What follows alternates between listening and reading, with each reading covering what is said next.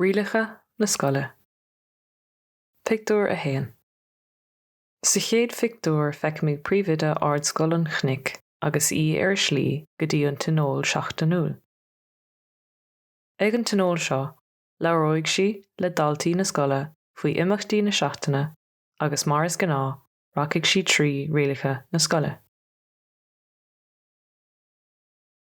Is iad na rialacha atá cá ná, meas a bheith ar chách, éad is scoile a chaithimh, an scoil a chumad mar thiamh sonna, obair go díthealach, gan bhuilíocht dhéanamh, gan roma a chugant nó tabhac a chaithimh, agus faoi dhearra gan alcóil a fhol ná drogaí a thógáil.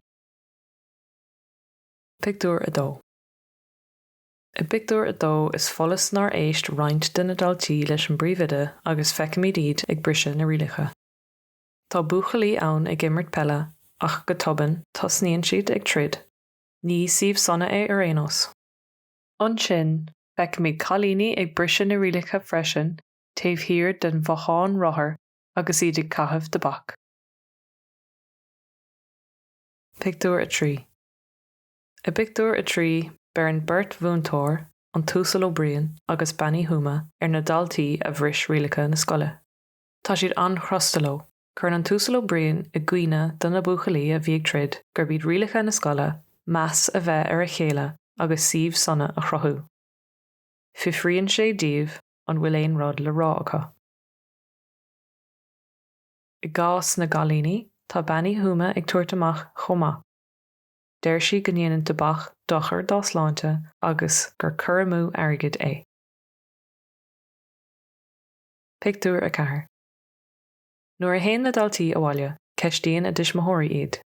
Deir siad go bhfuair siad gléich ón scoil sa tráthnóna ag rá go raibh báiste i driblóid, fithríonn siad díobh cad a rinne siad. Dar ló, beidh cruinniú acu leis an bpríomhide ar maidin faoi. Tá úna agus ganra ar na daltaí. Tá is acu go bhfuil siad a bunc ceart anois. Pictiúr a 5. I pictiúr a 5 feicimid Seán, duine de na buachalaí triblóideacha le na hismóthirí os cóir an phríomhide. In sin an phríomhide ló cad a tharla. Níl tismóthirí cheáin sásta agus tá nára ar cheáin. Tá na daltaí triblóideacha eile sa seomra feithimh le na dismóthirí ag feithimh leis an bpríomhide. Pictiúr a 6. Sa pictiúr deireanach feicimid na daltaí a bhris rialacha na scoile i gcuineáil tar éis scoile. Is é an pianós de chaithimh de buic ná uair an chléig a bháin i gcuineáil tar éis scoile, agus is é an pianós de thrid ná 2 uair an chléig. Tá na daltaí ag stadéir rialacha na scoile agus tá ceacht fálamtha acu anois. Ní bhrisigh siad na rialacha riamh arís. Ceistena.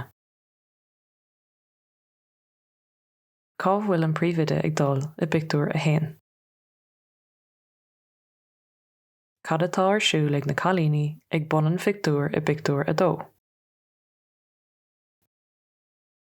Cén tá mé i pictiúr a 6.